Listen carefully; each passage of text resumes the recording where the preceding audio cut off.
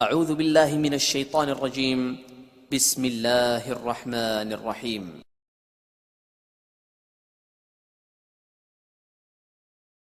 اللہ کے کاموں میں اور بندوں کے کاموں میں فرق ہے۔ اس نے ہاتھیوں کے لشکر کو بھاگنے پر مجبور کیا ان معمولی پرندوں کے ذریعے۔ سرکار دو جہاں جب ہجرت فرما رہے ہیں تو سرکار غار میں ہیں اور یہ پیروں کے نشان دیکھتے ہوئے غار کے دہانے تک پہنچ گئے۔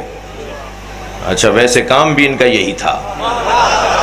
تو جب پہنچے غار کے دہانے پر تو پیر بتا رہے ہیں کہ یہ اندر گئے ہیں، نشان بتا رہے ہیں کہ سرکار اندر گئے ہیں، لیکن غار کے دہانے پر مکڑی نے جالا تنا ہوا ہے، کبوتری نے انڈے دیے ہوئے ہیں جی، آثار بتا رہے ہیں کہ سرکار اندر ہیں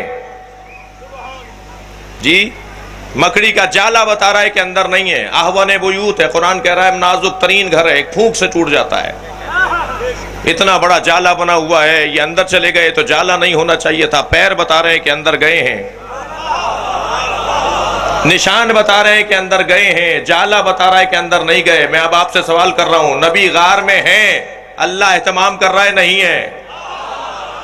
نبی بستر پر نہیں ہے، اللہ اہتمام کر رہا ہے؟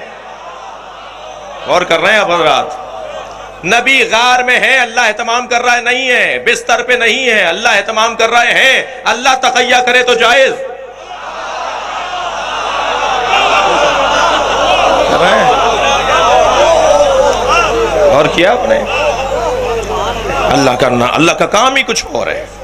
میں نے بہت زحمت دی آپ کو تمہیدی بیان کے اندر، ایک جملہ کہتا ہوا آگے بڑھ رہا ہوں عزیزو، انتہائی محترم سننے والوں سے مخاطب ہوں۔ مجلس کا عنوان بھی بہت ہی ضروری عنوان ہے۔